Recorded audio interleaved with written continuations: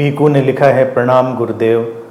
दुख, दर्द, गम, हताशा, बेचैनियाँ, ये सारे रंग जीवन का एक उत्सव हैं। सुनकर बहुत आनंद मिलता है। अस्तित्व की कृपा से जीवन में अगर एक्सेप्टेंस ना आए तो कितना जीवन यूं ही खो जाता है।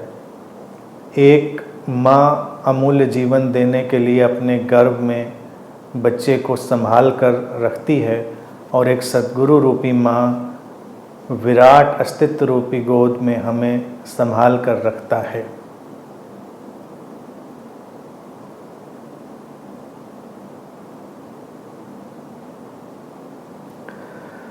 हाँ तो पीकू बाबू, है तो बात ऐसी। मैंने हमेशा कहा कि गुरु माँ जैसा है, उसको माँ की तरह ही देखना उचित होता है। और अगर हम अपनी माँ के साथ अपना व्यवहार सुधार लें, परिष्कृत कर लें, तो ये सारी साधना तो ऐसे ही पूरी हो जाती है।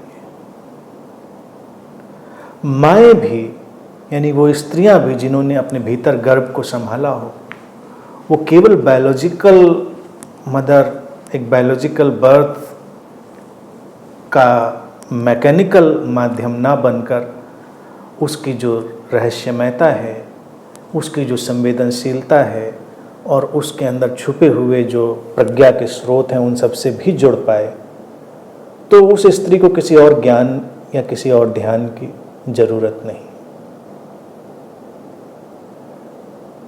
इसीलिए स्त्रियां बहुत योगी और ध्यानी नहीं हुई अतीत में।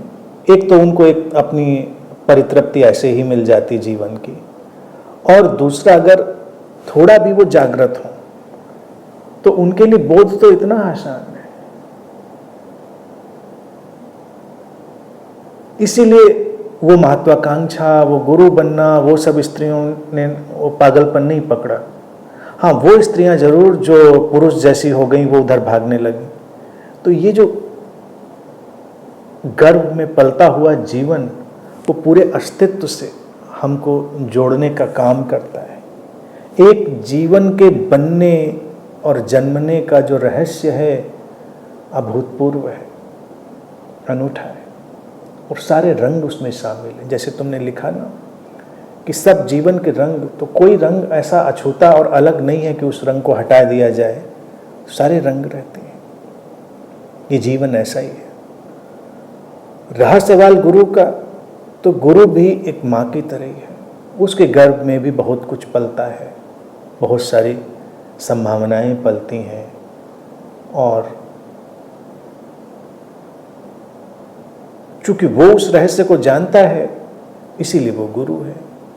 तो जब कोई उसके उस साहचर्य में आ गया हो, तो उसकी भी यही जिम्मेदारी बनती है कि वो उसके रहस्य को देखे, उसकी संभावना को देखे।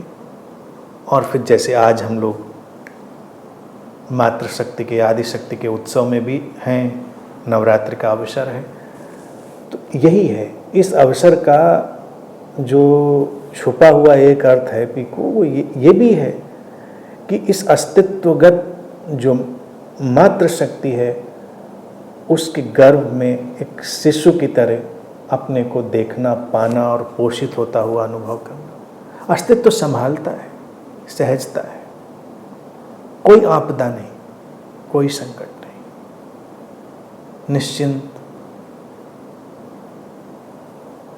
पूरी तरह विश्रांत।